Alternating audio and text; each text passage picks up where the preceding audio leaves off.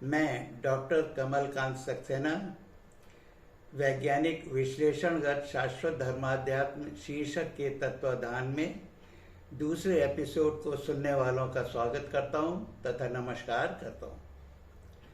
पिछले प्रथम एपिसोड में मैंने व्याकरणिक व्याख्या के साथ धर्म शब्द का धर्म का सत्य अर्थ बताया था, जो इस प्रकार था कि हम मनुष्य योनि को अस्तित्व देने वाले रचनाकार ने पृथ्वी की धरा पर आदि मनुष्य अर्थात आदम के समय से जो सतत नियम हम पर लागू किए अर्थात निरंतर लागू रहने वाले नियम लागू करे, उन सनातन विधान स्वरूप नियमों का अनुशासन से पालन करना हम सभी व्यक्तियों का, हर मजहब के सभी व्यक्तियों का कर्तव्य है।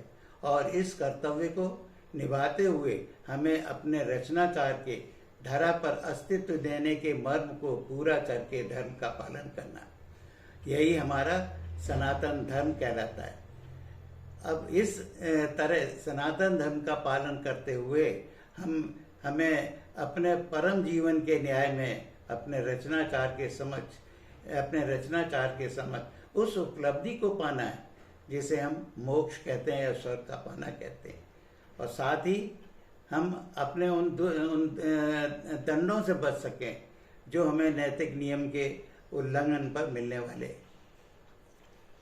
यही वजह है कि किसी ने कहा है कि हर मजहब के अनेकों फिरके हो जाएंगे और उनमें से केवल एक अकेला फिरका होगा, वो जो नैतिक नियमों का पालन करे वही स्वर्ग का पात्र होगा, अपने जीवन के लक्ष्य का पात्र होगा, वरना सब बाकी नरक में जाएंगे या दंड के लिए घोषित होंगे। मेरा ख्याल ये सारा समाज जानता है इस बात को कि जीवन का न्याय करता है या कोई भी न्याय, हर रचना का न्याय करता उसका रचनाकार होता है।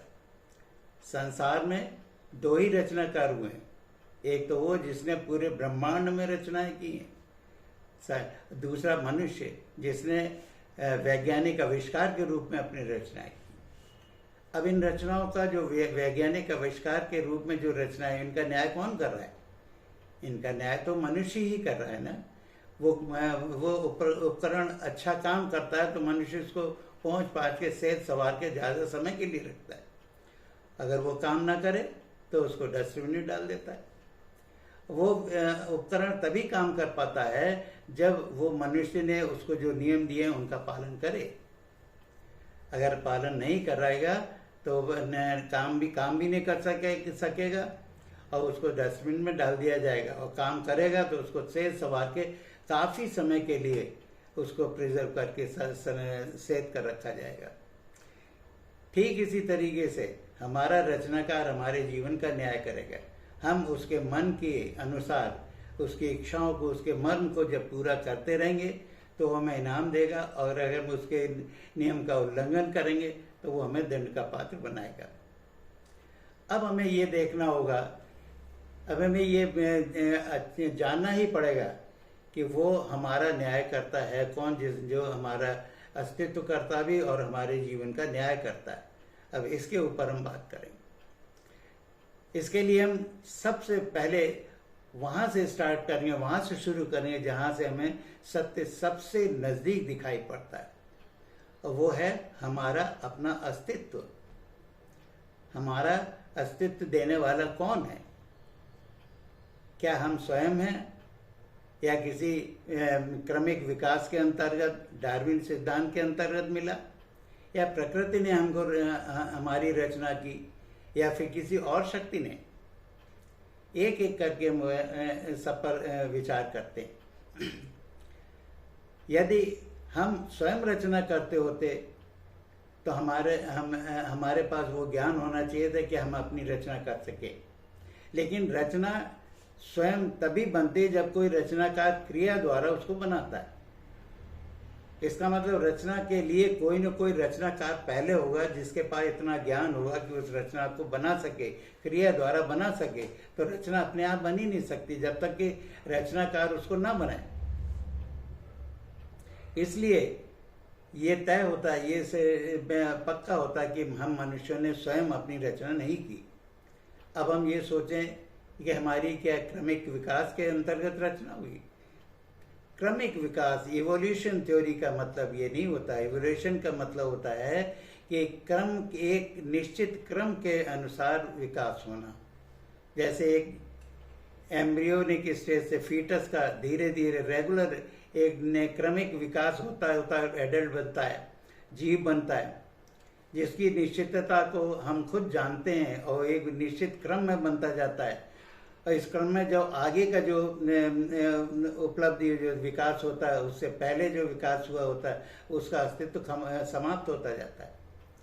लेकिन डार्विन सिद्धांत के अनुसार हम मनुष्य के अस्तित्व का विकास होने का कोई निश्चित क्रम ही नहीं। मनुष्य ने ये सोचा कि प्रोटोजोआ फैमिली से अगर विकास हुआ तो प्रोटोजोआ फैमिली यूनिसेल्युलर फैमिली, उसका जनन सिस्टम डिवीजन के अनुसार होता था। फिर आगे ऐसा कौन सा जीव था जहाँ से 4 तरह के डिवीजन जनन के हो गए? गर्भज, अंडज, स्वेदज और उद्भिद। फिर गर्भज से जिस तरीके से मनुष्य का विकास होकर आया, उस तरह से अन्य 3 जनन क्रियाओं में कोई ऐसा विकास मनुष्य के बराबर का क्यों नहीं होगा? डार्विन सिस्टम में ये मान लिया गया है कि मनुष्य या वनमानुष के विकास होके मनुष्य है, लेकिन क्रमिक विकास के अंदर पिछले विकास जिससे विकास आया उसका अस्तित्व खत्म हो जाता है। लेकिन हमारे साथ तो वो सब जीव आज भी मौजूद हैं हमारे साथ, तो उनका तो फिर ये विकास सिस्टम में कैसे आ पाएगा? अगर हम ये चलिए मान भी लें कि मनुष्य न बंदर से या वनमानुष से विकास होके आया, तो मनुष्य में जो विलक्षण ज्ञान की क्षमता है, जिसे विवेक कहते हैं, वो किससे विकास होके आया? वो तो लगता है किसी ने उसको डायरेक्ट इसको रचना के समय दिया, तभी तो इतना विलक्षण ज्ञान उसके पास, ज्ञान है उसके पास। इसका मतलब डार्विन सिस्टम, इवोल्यूशन थ्योरी के सिद्धांत पर भी हमारा विकास, हमारा अस्तित्व नहीं मिला। अब हम सोचें ये विकास हमें प्रकृति ने दिया, तो प्रकृति तो जड़, स्वभाव से जड़ है, यानी उसका जड़त्व का नियम का पालन करती है, अर्थात रुके रहने का पालन करती है। जब वो कोई क्रिया ही नहीं करती तो वो कोई रचना कैसे करेगी? यही तो वजह है, एक जीव के अंदर से जब आत्मा निकल जाती है तो जीव प्रकृति के पंचतत्व से बना शरीर जमीन पर पड़ा रह जाता है, फिर वो कोई हरकत नहीं करता। जब वो कोई हरकत ही नहीं करता तो रचना कैसे करेगा?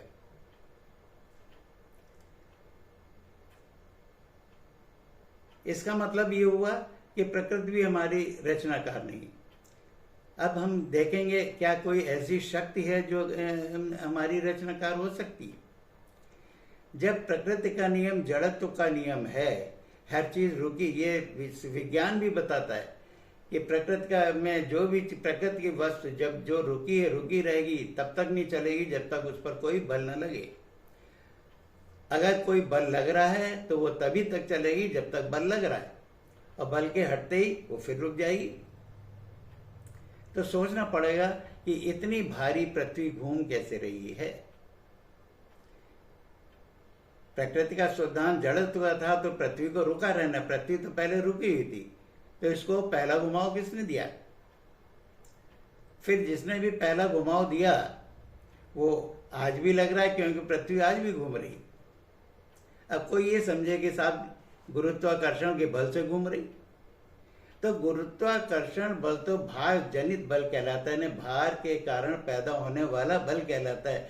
जब तक कोई चीज घूमेगी नहीं तब तक ये गुरुत्वाकर्षण बल पैदा ही नहीं होता, जनित ही नहीं होता। रुकी हुई अवस्था में जनित नहीं होता। यही वजह है कि आज अगर पृथ्वी रुक जाए तो सभी लोग हवा में उड़ जाएंगे। ग्रेविटेशनल फोर्स, तब जैसे एक पत्थर को डोरे में बांध कर जब आप घुमाएंगे तब आपके हाथ पर सेंटीपीटल सेंट्रीफ्यूगल फोर्स जनरेट होते हैं, जिन्हें गुरुत्व बल कहते हैं। और जितना भारी पत्थर होगा उतना भारी बल लगेगा। लेकिन वही लंगर आप ना घुमाए, रोक दें, तो वो बल खत्म हो जाता है। तो गुरुत्वाकर्षण तो जनित बल हुआ। जब तक पृथ्वी घूमेगी नहीं तब तक वो पैदा ही नहीं होगा। तो फिर पहला घुमाव किसने दिया है? और फिर पहला घुमाव जिसने दिया वो आज भी लग रहा है, क्योंकि पृथ्वी आज भी घूम रही। अब फिर पृथ्वी केवल घूम ही नहीं रही, इतने अनुशासन से घूम रही है कि न वो गति बदली, न धुरी बदली, न समय बदल ली। इतना अनुशासन केवल बगैर ज्ञान के हो ही नहीं सकता, लग ही नहीं सकता। इसका मतलब ये हुआ कि जो शक्ति पृथ्वी को घुमा रही है, अपने अनुशासन में घुमा रही है, उसके पास अथाह ज्ञान भी, जिस कारण वो इतनी भारी पृथ्वी को अपने अनुशासन में कंट्रोल किए हुए। तो जो शक्ति इतनी भारी पृथ्वी को अपने अनुशासन में, अपने ज्ञान से कंट्रोल किए हुए है, तो वो उसी धरती पर जिन्हें उसने अस्तित्व दिया है, एग्जिस्टेंस दिया है, क्या उन पर वही शक्ति से अनुशासन लागू नहीं करेगी? मजाल कोई भी उसके नैतिक नियमों का या उसके नियमों का जरा भी उल्लंघन कर सके, जैसे पृथ्वी कुछ नहीं कर पा रही। अब हम ब्रह्मांड को देखें, पूरे ब्रह्मांड को नहीं आ रहे हैं, तो हम देखेंगे पृथ्वी की तरह असंख्य ग्रह नक्षत्र हैं, सब घूम रहे हैं और सभी अनुशासन से घूम रहे हैं। और इतना अनुशासन से घूम रहे हैं कि आपस में कोई किसी से टकरा नहीं रहा है, कहीं टकराव की स्थिति नहीं दिखाई पड़ रही। इसका अर्थ क्या होता है? इसका अर्थ ही नहीं होता, बल्कि इससे प्रमाण मिलता है इस बात का कि पूरे ब्रह्मांड में एक ही ज्ञान की शक्ति लग रही, दो ज्ञान की नहीं। अगर दो ज्ञान की होती तो कहीं उनके ईगोज में टकराव होता, तो कहीं ना कहीं विस्थापन होता, कहीं कहीं गलती होती ब्रह्मांड में ग्रहों के घूमने में। लेकिन ऐसा इसलिए नहीं हो रहा क्योंकि पूरे ब्रह्मांड में एक ही ज्ञान की शक्ति लग रही है, अर्थात जो शक्ति पृथ्वी को घुमा रही है वही पूरे ब्रह्मांड को चला रही। और ब्रह्मांड में अनुशासन इतना सख्त है, इतना सख्त है कि आप अंदाज लगाइए कि यहाँ का एक ज्योतिषाचार्य भी सैकड़ों साल आगे पढ़ने वाले ग्रहण की तारीख ही नहीं, पल समय तक निकाले था, कितने समय, कितने सेकंड पर कितना ग्रहण पड़ेगा। ये तो तभी हो सकता है जब घूमने की निश्चितता, अनुशासन इतना सख्त हो। यही कारण है कि ब्रह्मांड में जो शक्ति लग रही है ना, वो कोई एकमात्र ऐसी शक्ति है जो पूरे ब्रह्मांड में अपने अनुसार, अपने इच्छा अनुसार पूरे ब्रह्मांड को चला रही। बहुत से लोग भगवान का अर्थ गलत लगाते हैं और आजकल भगवान के शब्द का अर्थ गलत लगा के भगवान को भौतिक साइंस के आधार पर देखने की कोशिश कर रहे हैं, समझने की कोशिश कर रहे हैं। लोग समझ रहे हैं भाषा में, लोग भाषा विज्ञान का अर्थ ही नहीं समझते, जबकि भाषा विज्ञान का जानना जरूरी होता है। इसीलिए तो लोग भगवान को गॉड कहते हैं, जबकि गॉड माने भगवान नहीं होता। अगर गॉड माने भगवान होता तो गॉडेश माने भगवान ही कहते, लेकिन हम तो उसको तो देवी कहते। इसका मतलब गॉड माने जब देवता होगा तभी तो हम गॉडेश माने देवी कहते हैं। फिर भगवान कौन है?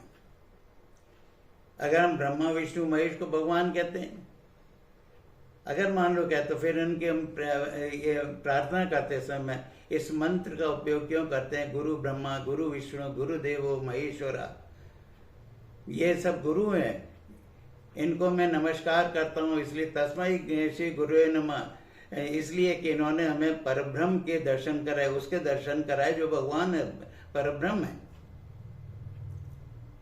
इसलिए गॉड माने भगवान नहीं होता। अब आज मैं आपको बताता हूँ गॉड माने क्या होता है। गॉड माने भगवान का मतलब क्या होता है? भग माने होता है उत्पत्ति का स्थान। इसीलिए तो बायोलॉजी में यूट्रस को, गर्भाशय को भगद्वार, भगोशिस्ता इन शब्दों से उच्चारण करते हैं। यही कारण है कि स्त्री को जो एक योनि विशेष की अस्तित्व करता होती है, उसको हम भगनी कहते हैं। अब सृष्टियों की उत्पत्ति कहाँ हुई? सृष्टियों की उत्पत्ति न ब्रह्मांड में हुई, यानी सृष्टियों की उत्पत्ति का स्थान ब्रह्मांड है। इसलिए भग माने ब्रह्मांड होता है और वान माने चालक या स्वामी होता है। तो भगवान माने होता है ब्रह्मांड का चालक, ब्रह्मांड का स्वामी। अब ब्रह्मांड का स्वामी कौन है? ब्रह्मांड का स्वामी एकमात्र ब्रह्म, जिसके नाम से ब्रह्मांड आया है, ब्रह्मांड शब्द आया है। अब जैसे ब्रह्मांड शब्द इसलिए है, ब्रह्मांड के नाम से आता है कि नाम से हुआ ब्रह्मांड के ब्रह्म के शासन करने का क्षेत्र। जैसे एक बीजांड में एक बीज के शासन करने का क्षेत्र होता है, जहां वो पूरे एक पेड़ को जन्म दे सकता है। लेकिन ब्रह्मांड का मतलब ब्रह्म के शासन करने का क्षेत्र। अब ये सब जानते हैं कि दो पिंडों के बीच में कई लाख किलोमीटर की दूरी होती है, और ऐसे ब्रह्मांड में असंख्य असंख्य अनगिनत ग्रह नक्षत्र हैं, कई कई आकाश गंगाएं हैं जिन्हें हम गिनती नहीं कर सकते। जब सोचिए दो ग्रहों के बीच में कई लाख किलोमीटर की दूरी है, तो ब्रह्मांड कितना बड़ा है, असीम है, जिसके हम अंदाज नहीं लगा सकते। और फिर असीम ब्रह्मांड को चलाने वाला भी तो असीम ही होगा, इसीलिए उसको ब्रह्म कहा गया है। ब्रह्म संस्कृत का शब्द है, जिसका जो दो शब्दों की संधि से बना है, बृहद और अहम। बृहद माने हद से परे, जिसकी हदें ही नहीं है, हदों से परे है, वो असीम है। और अहम माने होता है मैं, जो कि सर्वनाम शब्द है, जो कर्ता के स्थान पर प्रयोग किया जाता है। अब कर्ता तभी कोई कर्ता कहलाता है जब कोई क्रिया करे, तभी तो वो कर्ता कहलाएगा। और एक कर्ता की उपस्थिति जो वो भी कर्ता तभी होगा जब उसके पास क्रिया करने का ज्ञान होगा। इसलिए कर्ता जो ज्ञानवान कर्ता होता है, उसके अस्तित्व की पहली क्रिया होती है रचना करना। जैसे किसी भाषा की स्थापना जब की जाती है, तो इसलिए की जाती है ताकि हम अपने विचार दूसरों तक दे सकें। और इन विचारों का आदान प्रदान हम किस क्रिया से कर पाते हैं? वो है बात करना। बात करना भाषा की स्थापना की पहली क्रिया है। यही वजह है कि बात कम से कम चूंकि दो जने के बीच में की जा सकती है, और वो नियरेस्ट मैं और तुम होते हैं। मैं भी अकेला हूं, तुम भी अकेले हो, मगर क्रिया बात करने की चूंकि दो जने से कम में की ही नहीं जा सकती, इसलिए मैं सिंगुलर नंबर, तुम भी सिंगुलर नंबर होते हुए भी इनको प्लूरल नंबर में रखा गया। ठीक, लेकिन रचना तो एकमात्र अकेला आदमी कर सकता है, उसके लिए दो की आवश्यकता नहीं होती। इसलिए ब्रह्म एकमात्र अकेला रचनाकार है, एकमात्र अकेला रचनाकार है। उसकी पहली शक्ति ही रचना करना है, इसीलिए उसको पहली शक्ति को आद्या कहा जाता है।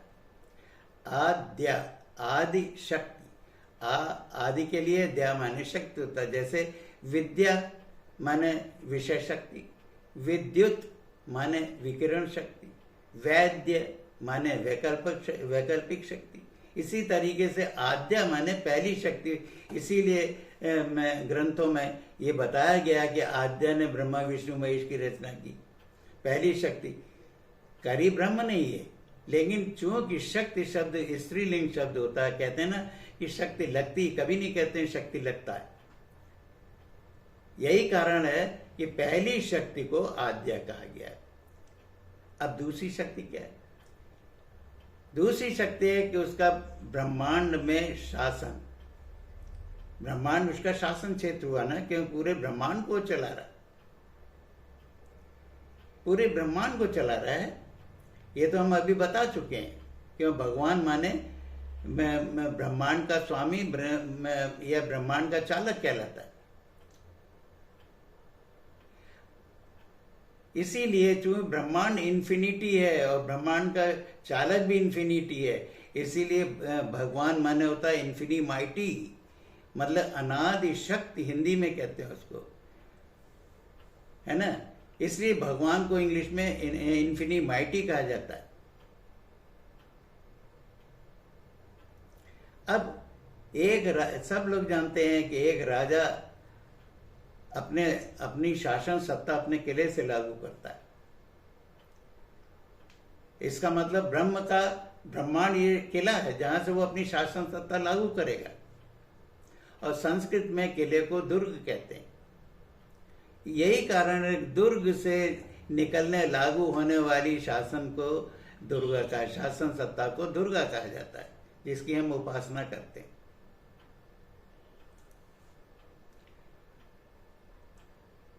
ब्रह्मांड चूंकि इन्फिनिटी है, इसलिए भगवान माने इन्फिनिटी को चलाने वाला। लेकिन ब्रह्म के पास तो अनेक शक्तियां हैं, रचना करने की भी शक्ति है, ब्रह्मांड को चलाने की भी शक्ति, और भी शक्तियां जो उसके पास गुणों के रूप में मौजूद है। इसलिए उसको ब्रह्म को ऑलमाइटी कहते हैं। इन्फिनिटी क्रिएटर कहते हैं पहली शक्ति, और ऑलमाइटी कहते हैं इसलिए जिसके पास सारी शक्तियां ब्रह्मांड की मौजूद हैं, इसलिए उसको ऑलमाइटी कहा जाता है। अब ब्रह्म ने असंख्य रचनाएं की, लेकिन इसके विपरीत विज्ञान कहता है कि ब्रह्मांड में विस्फोट हुआ था। किसका विस्फोट हुआ था, मैटर का या एनर्जी का? अगर एनर्जी का विस्फोट हुआ होता तो एनर्जी बनती, एनर्जी के टुकड़े होते। और मैटर का अगर विस्फोट हुआ तो मैटर ही के टुकड़े होंगे। जो ग्रह पिंड दिखाई दे रहे हैं, ये तो सब मैटर के दिखाई दे रहे हैं, एनर्जी के कहां दिखाई दे रहे हैं? अगर मैटर जब भी विस्फोट होता है तो उसके संग चूरा भी बनता है, बारीक चूरा भी बनता है। वो ब्रह्मांड में कहां गया, वो कहां दिखाई पड़ रहा है? ब्रह्मांड तो इतना विरल है कि यहां से ध्रुव तारे तक को भी नेकेड आई से लोग देख पाते हैं, बीच में कोई कण नहीं दिखाई पड़ता। इसका मतलब ये विस्फोट नहीं हुआ। और फिर ग्रहों की सुंदरता, रचना इस बात का प्रतीक होती है, इसको ज्ञान से बनाया गया है कि काम की सुंदरता ज्ञान का प्रतीक होती है। फिर सारे ब्रह्मांड में ब्रह्म ने रचनाएं कर दी, रचनाओं की बौछार कर दी, रचनाओं से सजावट की बौछार कर दी। और सजावट को संस्कृत में सृजन कहते हैं और बौछार को वृष्टि कहते हैं। यही कारण है सृजन और वृष्टि मिलकर सृष्टि शब्द बना है। यही कारण है ब्रह्म ने अपने ब्रह्मांड में सृष्टियों की रचना की बौछार करके सृष्टियों की रचना की। अब उसने अपने ब्रह्मांड में 2 तरह की सृष्टियां बनाई। पहली सृष्टि उसने दिखने वाली बनाई, जो दिखाई पड़ती है, जिसे मैटर कहते हैं। और दिखने वाली सृष्टि को उसने चूंकि पहले बनाया, ये इसको जड़ सृष्टि बनाया, स्थिर रहने वाली सृष्टि बनाया, इसको पहले बनाया। और इसीलिए पहली रचनाओं के आकार से संस्कृत में पहले को प्रथम कहते हैं, रचना को कृति कहते हैं। पहली कृति के आधार पर इसको प्रथम कृति के आधार पर प्रकृति कहा गया। इस प्रकृति को उसने 5 तत्वों से बनाया। चित, जल, पावक, गगन, समीर, इन 5 तत्वों को इंग्लिश में कॉस्मिक एलिमेंट्स कहते हैं। अब चूंकि दिखाई पड़ने वाले तत्व हम दिखाई पड़ रहे हैं, इसलिए हम उन पर ज्ञान, प्रमाण के साथ ज्ञान प्राप्त कर सकते हैं। जिस पर हम प्रमाण के साथ ज्ञान प्राप्त कर सकते हैं, इसीलिए इसको विज्ञान शब्द से संबोधित किया गया। विज्ञान की परिभाषा ये होती है कि प्रकृति के 5 तत्वों के प्रमाणित ज्ञान को विज्ञान कहते हैं। यही तो परिभाषा है। यही कारण इसको इंग्लिश में विज्ञान को इंग्लिश में साइंस कहा जाता है। SCIENCE, search communicating inventive encyclopedia of natural cosmic elements. देखिए, इसका भी मतलब वही है कि नहीं। अब दूसरी सृष्टि उसने जो बनाई है वो चेतन सृष्टि बनाई है।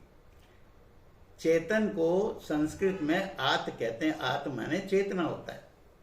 इसी से आतिशबाजी शब्द बना, अग्नि की चेतना। चेतना एक शक्ति है, और शक्ति शब्द स्त्रीलिंग होता है क्योंकि शक्ति लगती है, शक्ति कभी लगता नहीं कहा जाता। यही कारण है आत्मा ने चेतना होता है, इसके संग माँ शब्द को जोड़ दिया गया, तो वो चेतन सृष्टि को आत्मा कहा गया है, क्योंकि आत्मा ने चेतना, माँ माने शक्ति। वो चेतन शक्ति जो हर समय एक्टिव है, हर समय चैतन्य है, इसलिए उसको आत्मा कहा गया है। इंग्लिश में इसीलिए उसको सोल कहते हैं, SOUL, source offers unbroken life. यही कारण, चूंकि दूसरी सृष्टि हमें दिखाई नहीं पड़ती, मगर उसमें लगने वाले बलों का हम अनुभव कर पाते हैं, शक्तियों का अनुभव कर पाते हैं।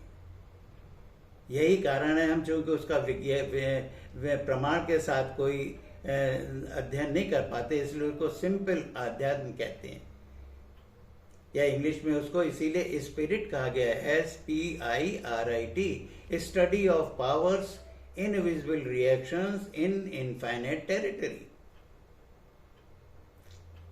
अब इसने ये दो सृष्टियां बनाई, प्रकृति और आत्मा। अब उसने क्या काम किया, इन दोनों सृष्टियों को योग देकर एक तीसरी सृष्टि बनाई, जिसे कहते हैं जीव, live, LIVE। Longevity includes vital energy. और जब ये चेतनता उसके अंदर, जीव के अंदर रहती, तो वो जिस तरीके से जीवन बिताता, उस जीवन को लाइफ कहते हैं, LIFE, मतलब longevity intact, full of energy. जब वो चैतन्य रूप से काम करता है तब इसको लाइफ तब कहा जाता है। अब ये उसने प्रकृति और आत्मा तत्व के योग के साथ यहाँ पर पैदा किया। यही कारण है कि आज हर जीव को जीवन भर शरीर और आत्मा को योग बना के रहना पड़ता है, और योग जिस दिन ये योग खत्म हो जाता है, वो जीव खत्म हो जाता है। और ये खत्म होने का अर्थ, जब वो आत्मा अलग हो जाती है, निकल जाती है, तो जीव पड़ा रह जाता है, अपनी जड़ प्रकृति के कारण पड़ा रह जाता है।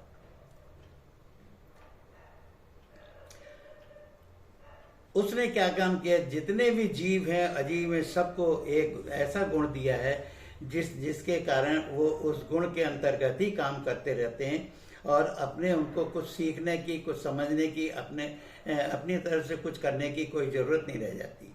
लेकिन उन जीवों में उसने एक ऐसा जीव बनाया है जिसको उसने एक स्पेशल गुण दिया है, जिसे हम विवेक कहते हैं।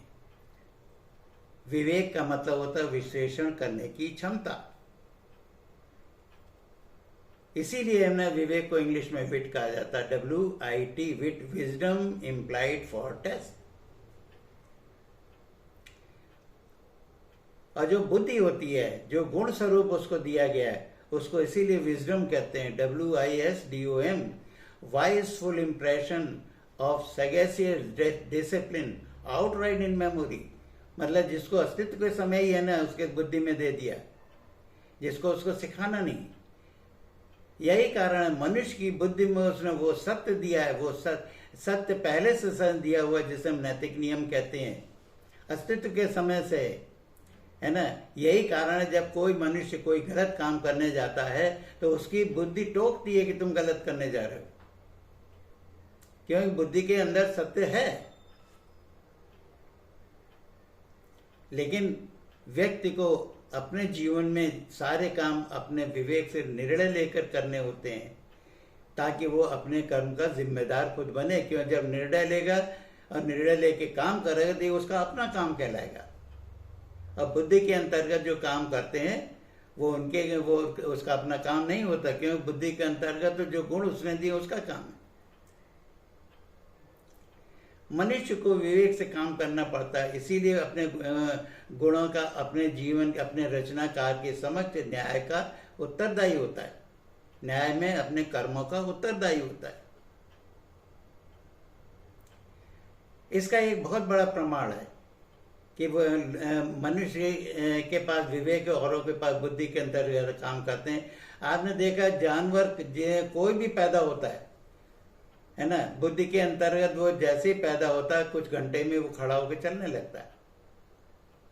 लेकिन मनुष्य का बच्चा तब तक नहीं चलता जब तक उसका विवेक डेवलप होके उस लेवल पर नहीं जाता जहां वो अपने आप को संभालने लगे, अपने आप को बैलेंस करना सीख जाए, बैलेंस करना आ जाए उसके विवेक में। उसको साल भर भी लग जाता है। और दूसरी बात, उसने ब्रह्मा में जीवों में मनुष्य को छोड़कर जितने भी जीव बने सबकी लगभग शक्लें एक सी होती हैं। अगर आप उनके अंदर कोई बांधे ना तो आप पहचान ही नहीं पाएंगे मेरे कौन सा वो जानवर उसका था। लेकिन मनुष्यों में उसने दो आदमियों की शक्लें भी एक सी नहीं बनाई, सबको अलग कर दिया। ऐसा क्यों किया? सबकी शक्लें अलग क्यों होगी? सबकी शक्लें इसलिए होगी, न्याय के समय अगर दंड का पात्र हो तो उसकी आत्मा अपने शरीर को पहचान सके, ताकि दंड के डर से वो ये न कहे कि ये मेरा शरीर नहीं। इसलिए उसने सारे सबके मुखड़े, सबके चेहरे अलग, इतने अलग कर दिए कि भीड़ में भी हम अपने आदमी को पहचान लेते हैं।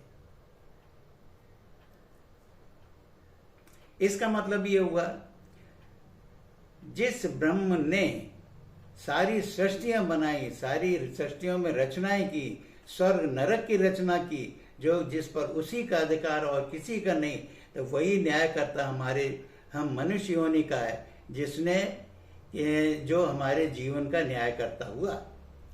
और कोई दूसरा होता तो उसके नाम से ही ब्रह्मांड होता, तब ये ब्रह्मांड नहीं कहलाता। अगर शिव होता तो शिवान कहलाता, ईश्वर होते ईशान कहलाता, ईसा मसीह होते ईशान कहलाता, अल्लाह होते अल्लाह कहलाता, शिव होते तो शिवान कहलाता।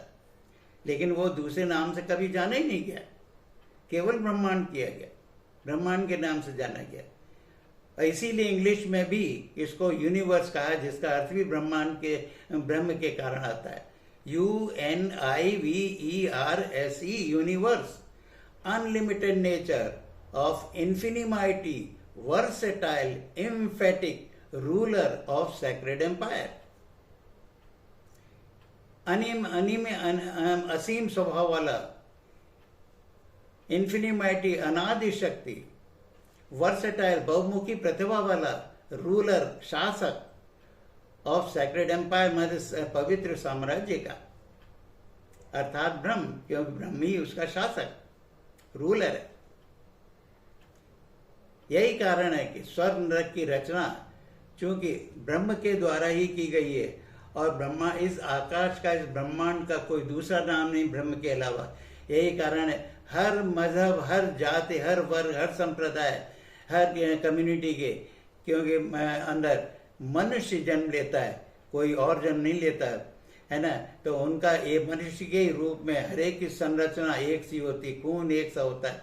यानी रचना करने वाला मनुष्य को रचना दे रहा है तो उसका न्यायकर्ता भी वही होगा, इसके अलावा कोई दूसरा हो ही नहीं सकता। तीसरी बात ये समझिए, एक रचनाकार वही होता है जो अपनी पूजा नहीं कराता। क्यों? संसार में दो ही तो रचनाकार है, एक वो है, एक मनुष्य। क्या मनुष्य अपनी किसी रचना से चाहता है ये मेरी पूजा करे? कभी चाहता है नहीं। वो तो ये चाहता कि मैंने इसको जो नियम ये दिए हैं इसका पालन करके वो काम करके दिखाए, जिसलिए मैंने इसको बनाया। यही तो चीज वो हमसे चाह रहा है। हमारा रचनाकार कब चाहता है हमारी कोई पूजा करे? अगर कोई पूजा करना कराता है तो वो रचनाकार नहीं कहलाएगा। पूजा रचनाकार के अलावा दूसरे सब लोग चलाते हैं, करवा सकते हैं, जो अपनी प्रभुत्वता को हासिल कराना चाहते हैं। लेकिन रचनाकार कभी, रचनाकार अगर पूजा करवाएगा तो उनसे आसक्ति नहीं हो जाएगी। वो आसक्ति क्यों होगा? फिर उसका काम हम पर हो जाएगा। उदाहरण के लिए, एक ऑफिस जब कोई मालिक बनाता है, वहाँ कर्मचारियों को नियुक्ति देकर नियुक्ति देकर उनको उनका अस्तित्व देता है अपने ऑफिस में। तो कर्मचारी का क्या काम होता है?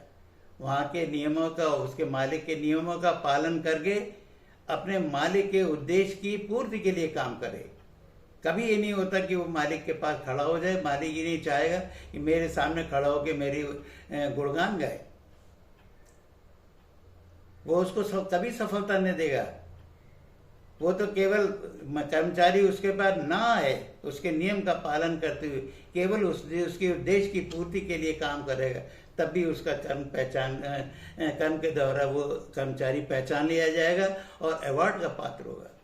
ठीक इसी तरीके से हमारा रचनाकार हमारी पूजा का आकांक्षी नहीं है, तो कर्म का आकांक्षी है, जिसके लिए वो हमें न्याय दे करेगा और उस न्याय में हमें पुरस्कार करने के लिए पुण्य कर्मों का पुरस्कार देगा, पाप कर्मों का दंड देगा। पुण्य का अर्थ होता है पुरस्कार के लिए साधना करना। पुण्य का मतलब होता है पुरस्कार के लिए जीवन भर कर्मों की साधना करना, और पाप का मतलब होता है पात्रता पश्चाताप की। अगर हमने कोई गलत काम किया तो उसको पात्र बन रहा है पश्चाताप का, ये स्वयं झेल ले। वो किसी मजहब में जाने से किसी को स्वर्ग नहीं मिलेगा। स्वर्ग केवल मिलेगा जो उसके नियमों का पालन करते हुए सनातन धर्म का पालन करेगा। तभी वो आदमी अपने जीवन के न्याय में सफल हो सकेगा और उस उपलब्धि का पात्र बन पाएगा जिसे हम मोक्ष कहते हैं। हम इस एपिसोड में यहीं समापन करना चाहेंगे। अगले एपिसोड में हम ये बताएंगे कि हमारी योनि को मनुष्य क्यों कहा गया, और फिर हमारा रचनाकार हमें जो दंड देगा, हमारे जीवन का न्याय करेगा, वो किस तरीके से और किन किन आधार पे करेगा। हम अगले एपिसोड में इस बात की चर्चा करेंगे। नमस्कार।